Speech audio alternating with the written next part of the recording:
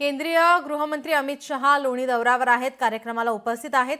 उपमुख्यमंत्री अजित पवार बोलतायत, थेट जाऊयात। आज केंद्राने दाखवलेला आहे अशा बऱ्याच काही गोष्टी आपण राज्याच्या भल्याच्या करता करतोय आणि ते करत असताना आज एका गोष्टीचं कौतुक आहे की ज्यावेळेस आम्ही ह्या परिसरामध्ये आलोय त्यावेळेस पुढच्या पिढीला देखील सातत्याने स्मरण राहील की पद्मश्री डॉक्टर विठ्ठलराव एकनाथ विखे पाटलांनी आणि लोकनेते पद्मभूषण डॉक्टर बाळासाहेब विखे पाटलांचा हा पूर्णाकृती पुतळा हा जवळजवळ उभा केलेला आहे।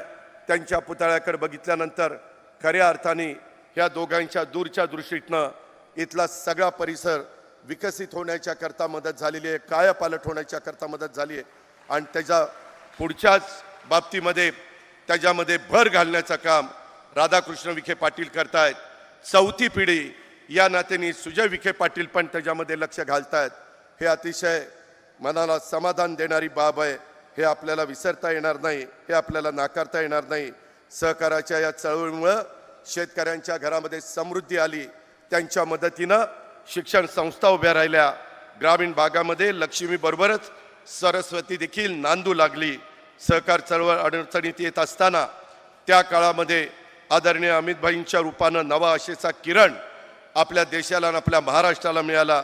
त्यांच्या नेतृत्वाखाली केंद्र सरकारने सहकार ते समृद्धी ही संकल्पना व्यवहारात आणलेली आहे। मला दुसरे एक सांगायचं आहे, काही टॅक्स कमी करण्यात आले। आपल्या मोलॅसेसवर 28% टॅक्स होता, परंतु आदरणीय अमितभाईंच्या दूरच्या दृष्टीतनं सहकार क्षेत्रासाठी जे अनेक महत्त्वाचे निर्णय घेतले त्याच्यामध्ये मोलॅसेसचा टॅक्स 28%वरून 5%वर आणण्याचं देखील महत्त्वाचं काम त्याच्यामध्ये झालं।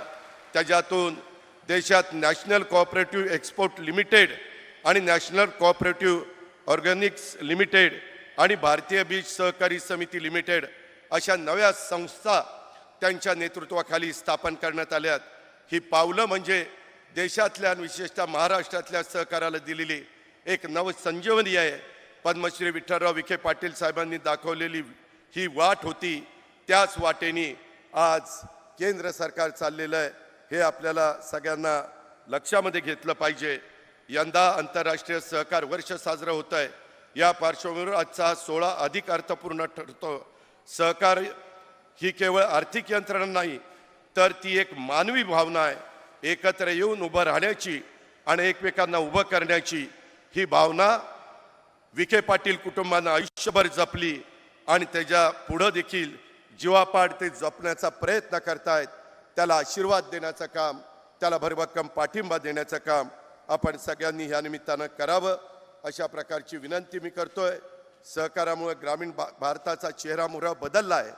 सहकार म्हणजे फक्त संस्था नाही, तो एक संस्कार आहे।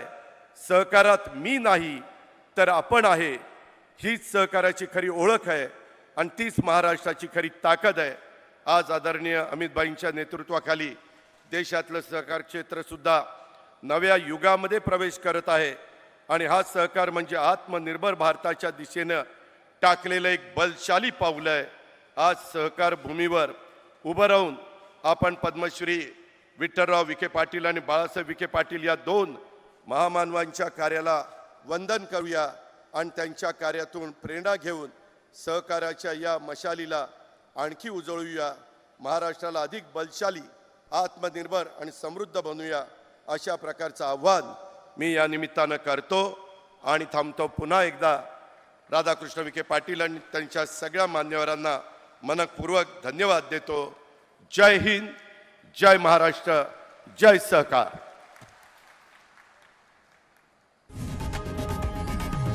लोकशाही मराठी ऐका, पहा, जागरूक रहा।